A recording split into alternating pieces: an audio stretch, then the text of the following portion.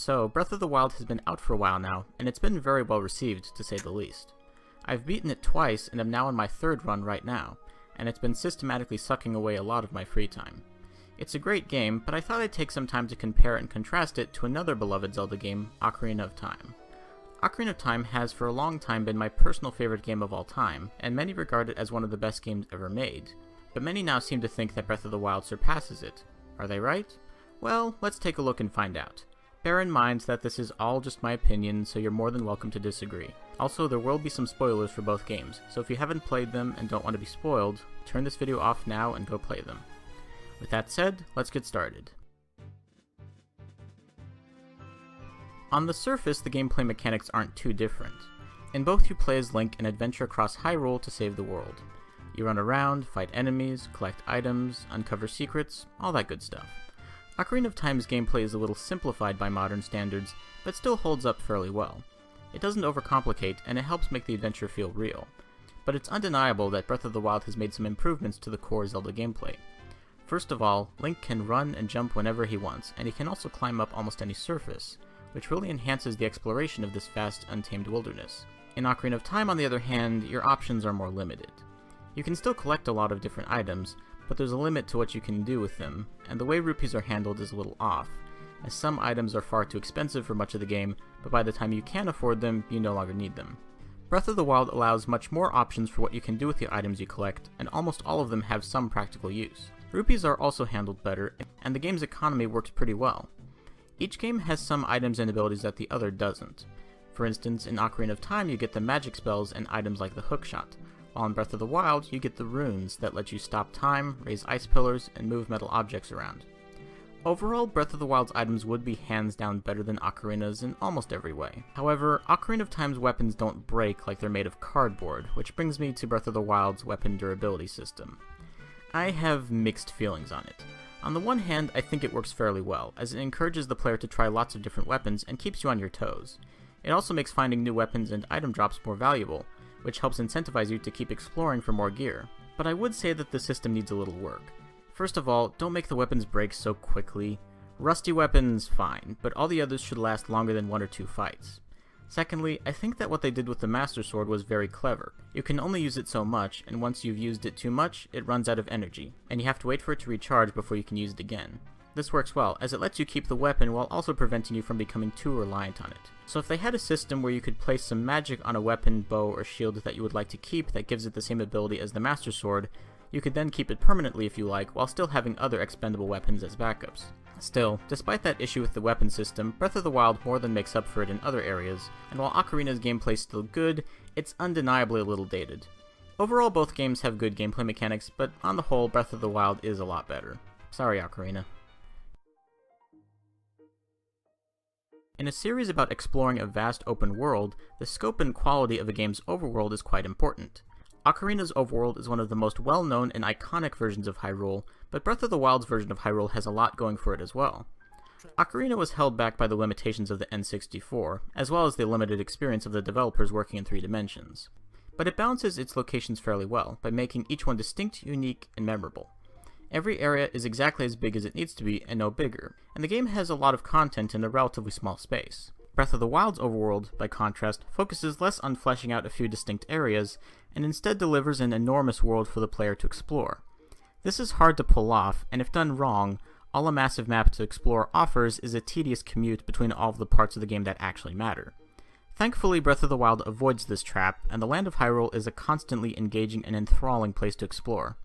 While you may not get to know the individual places as well as in Ocarina, the sheer size and scale of the world means that you can have played through the game multiple times and still be discovering new things you didn't see before. Another difference in the 2 overworlds is how they are structured. Ocarina is fairly linear in design, with the map gradually opening up more and more as you get more items. Linearity has become a dirty word in recent years, but it's not an inherently bad thing. Having a specific sequence of events means that the developers can deliver a properly paced and cohesive experience. It's the reason why most stories have the beginning, middle, end structure, because it works. By having progression be more linear, the game can build on what the player has learned from previous areas and increase the challenge accordingly. It also makes it easier to tell a flowing narrative, which Ocarina does quite well. In contrast, Breath of the Wild is far more open-ended, leaving it up to the player where they want to go and how they want to overcome each challenge. While it does give the player a lot of freedom, it also loses a fair bit of structure, as the game necessarily moves at the pace of the player. Ultimately, both approaches are valid, and I think people are too harsh on Ocarina when it comes to its linear structure. But Breath of the Wild's overworld is very well crafted, and has a lot more to offer than Ocarina's does in terms of content and exploration. And while size isn't everything, the sheer scale and scope of Hyrule in Breath of the Wild is staggering. Seriously, you could drop all of Ocarina's Hyrule into the middle of Breath of the Wild and never find it again. So while Ocarina's overworld will always hold a special place in my heart, I have to say that Breath of the Wild is once again the winner. In terms of music, the Zelda games are known for having excellent soundtracks. Ocarina's soundtrack is among the most famous, and in my opinion, it still has the best music of any Zelda game, but it's hardly alone in having great music. Majora's Mask, Wind Waker, Twilight Princess, Spirit Tracks, and others all have excellent music. Even Skyward Sword's soundtrack is pretty good. I felt that the music could be more hit or miss, but the tracks that were good were really, really good. That's not to say that the music in Breath of the Wild is bad. It's by no means bad. It's very atmospheric, and it suits the game quite well, but most of the music isn't very memorable, and I don't see myself listening to the soundtrack when I'm not playing the game. I put it in the same category as Super Metroid, where the music fits the game just fine, but isn't something I'd go out of my way to hear again.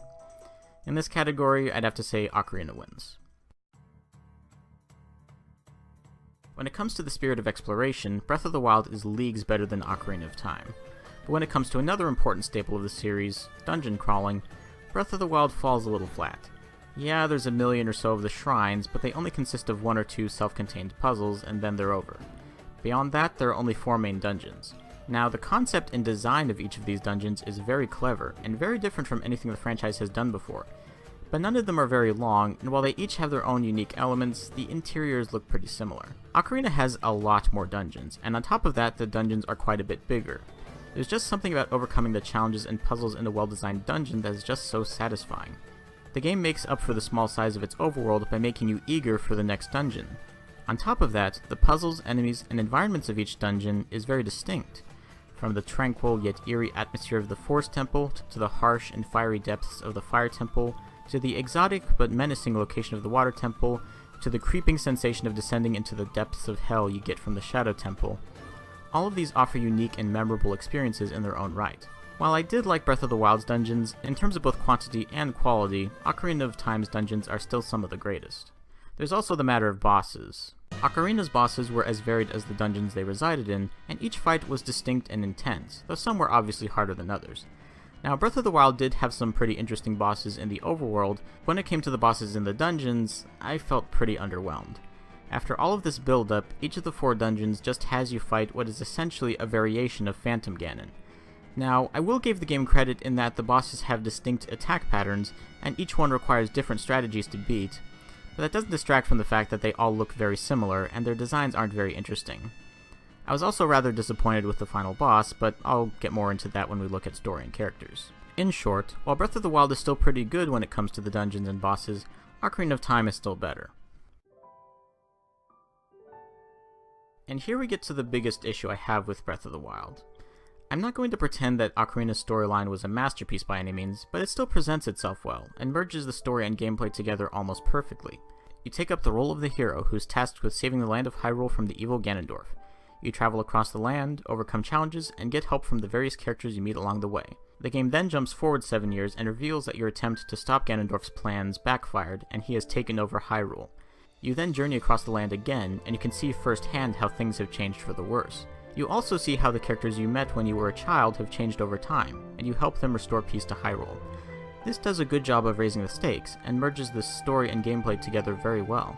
Due to its more open-ended nature, Breath of the Wild takes a different approach to its narrative. Link wakes up with amnesia and emerges from a cave out into the open. Once you complete the tutorial area, the game reveals the backstory.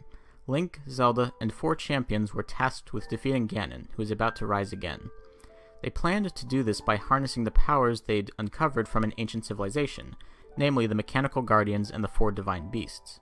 However, their plan backfired, as Ganon used his power to seize control of these machines and turned them against our heroes. In a short matter of time, the 4 champions fell and Hyrule was destroyed.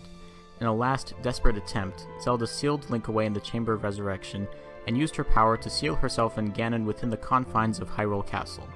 But the time is fast approaching when the seal will fail, and Link must hurry before it's too late.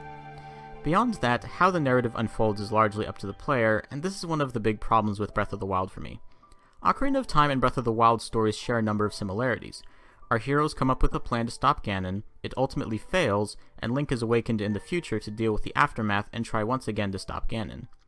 But the main difference is that in Ocarina of Time, you got to see the backstory for yourself. You met the characters, saw the locations, and overcame the challenges before Hyrule fell into ruin, so that when you see everything again after Ganon's rise to power, it has real impact. In contrast, Breath of the Wild skips straight to the aftermath, and only gradually reveals the backstory through a series of disjointed flashbacks. But because you weren't there, because you didn't actually meet these characters before and explore Hyrule before it was destroyed, you really don't connect with these recollections Link is having, and the emotional moments you're supposed to have fall really flat. It also doesn't help that it's entirely possible to go through the whole game and miss a lot of the flashbacks entirely. So personally, I would have just kept Link as having amnesia.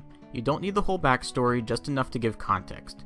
And instead of constantly alluding to a story in the past that you weren't a part of, focus on the story that you're building now. Here's what I would have done. When freeing each of the Divine Beasts, you can have references to the fallen champions, but let the champions just be dead. Don't try to make us have an emotional connection with characters we don't really know. Instead, have us recruit new champions to help us take control back from each of the Divine Beasts. After all, the game already has them set up. Have the Zora champion be Prince Sidon, the Goron champion be Yunobo, the Rito champion be Teba, and the Gerudo champion be Riju.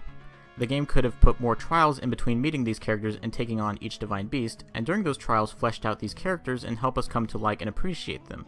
So when it comes time for everyone to combine their power and take down Ganon, you feel the weight of the journey and the importance of the friendships you forged along the way. Instead, the game focuses on the fallen champions, which falls flat, as I said, because Link has a history with these characters that we weren't a part of, and so it just feels like a disconnect between the story and gameplay. One thing that I also found took me out of the story was just how many of the characters remember Link from 100 years ago. Okay, I can buy maybe one or two of them having lived for that long and are happy to see Link again, but the number of people who are still around after 100 years seems rather high. Unless there was some explanation that Zoras live a lot longer than Hylians that I missed, but even so, it just felt off to me. Besides, I'd rather get to know the characters organically on my own terms rather than being told that Link already has a history with them that we didn't get to see. Another issue is how they handled Zelda. While the game does sort of flesh out the past champions, Zelda's character only gets fleshed out if you find the right flashbacks, and otherwise remains pretty static and bland. Again, I think the game would have been better if it focused more on the story going on now, rather than the story that happened 100 years in the past. Maybe each time you free one of the Divine Beasts, you could have a conversation with Zelda during the brief moment when Ganon's power is weakened, and get to know her that way. Or maybe have occasional dreams where you envision Zelda in peril, kinda like those bits in Shovel Knight when he's thinking about rescuing Shield Knight. I don't know, I just think the way the game handled the relationship between Link and Zelda was rather clumsy. When it comes to Ganon, for the most part I don't have an issue with him. His role is to be the ultimate final evil, and he does that just fine. But when it came time to actually fight him, I felt rather underwhelmed. This is another area that I think Ocarina of Time handled better. Neither of the final bosses in either Ocarina of Time or Breath of the Wild are too difficult, but Ocarina managed to make its final battles feel really epic. It felt like this was what everything in the game had been leading up to, and it didn't disappoint. It was an excellent climax to an already excellent game. Breath of the Wild's Ganon, on the other hand... Okay, first of all, I think his design is rather lame. Ganon has been built up as this otherworldly, Lovecraftian malevolent force, with unbelievable power and malice. So when I went into the final boss fight, I was expecting to find something intimidating. A massive demon, a shadowy being who lurks in the darkness, something that you would have good reason to be terrified of. Instead, he just looks like Ganondorf from Ocarina of Time if he ate a Guardian and then got mutated by the virus from Prototype. I'm not sure what the general consensus is regarding this version of Ganon, but I found it to be pretty disappointing. But I could forgive the lame design if the fight itself was tough as nails, and it really isn't. Oh sure, if you're dumb enough to go in before gathering your strength and freeing at least some of the Divine Beasts, then yeah, you'll get your ass handed to you in a matter of seconds. But if you're prepared, he's really not that hard at all. Again, the way Ganon was being built up, one would expect him to be a terrifyingly powerful enemy who would be difficult to defeat even if you're prepared. And that should have been reflected in the gameplay. But it's not, as I never died to him once. Meanwhile, the Guardians throughout the game succeeded in killing me many times, and they're not supposed to be as strong as the Force controlling them. And then there's the matter of Ganon's second form. I'll admit design-wise it's actually pretty good, but in terms of challenge it's again rather lacking. He moves really slow like he's got arthritis in every one of his limbs, and his attacks are easy to avoid. On top of that, it kind of annoys me how the game falls back on presenting you with the Bow of Light to defeat him. Breath of the Wild was supposed to be about forging your own adventure and doing things the way you want to. And then at the end they throw that away so that they can force feed you an overused trope from previous Zelda games, as the Bow of Light is now the only weapon that can hurt him. It just rubbed me the wrong way. And I'll get to the elephant in the room, the voice acting. Some people think it's great, other people think it's terrible. Me personally, I think it's okay. There are a few voices that are quite good, and even the ones who aren't so good aren't that bad. But while it's fine, it's still rather obvious that these are voice actors speaking their lines. I never got the sense that it's the characters talking. And to be fair, a lot of the actors don't appear to have been given a lot to work with, so it's no wonder the voices sound a little off. So, yeah, not a fan of the story of Breath of the Wild, and most of the characters I found it hard to get attached to, as the ones I wanted to get attached to weren't fleshed out enough, and the ones that you were supposed to be attached to I just couldn't get into. But then again, I didn't hate any of the characters, which is more than I can say for some other Zelda games. I'm looking at you, Fee. Ocarina of Time's story and characters may be rather simple, but there's a beautiful elegance to it that resonates in a way that few games do. You really feel the weight of the world on your shoulders as you journey across the land. Well, you don't get that as much from Breath of the Wild, or at least I don't. So, what does this all amount to? If the main thing you care about is fun gameplay, then in terms of sheer content, scale, and polish, Breath of the Wild is hands down the better game. But if story and characters are important to you, then as an overall experience, I would argue that Ocarina of Time is still a better title. Like many things, ultimately it all comes down to personal preference. Both are great games, and if you haven't played them yet, you really should. But of course, all of this is pointless anyway, as all of you should really be playing the best Zelda game ever made, The Faces of Evil. Actually no, the best Zelda game is still Majora's Mask. So those are my ramblings on Breath of the Wild and Ocarina of Time. I hope you enjoyed this video. It took a bit of time to put together. I obviously didn't cover everything there is to cover about these two games. The video would probably be an hour long if I tried to do that. So if there's anything I missed, feel free to mention it down below in the comments. If you liked this, be sure to share this video, and maybe stick around if you want to see more from my channel. I'm primarily a retro gaming channel, and I'm currently working my way through the Super Nintendo era. So if that sounds like something you'd be interested in, feel free to subscribe and stay tuned. Thanks for watching, and I hope to see you around.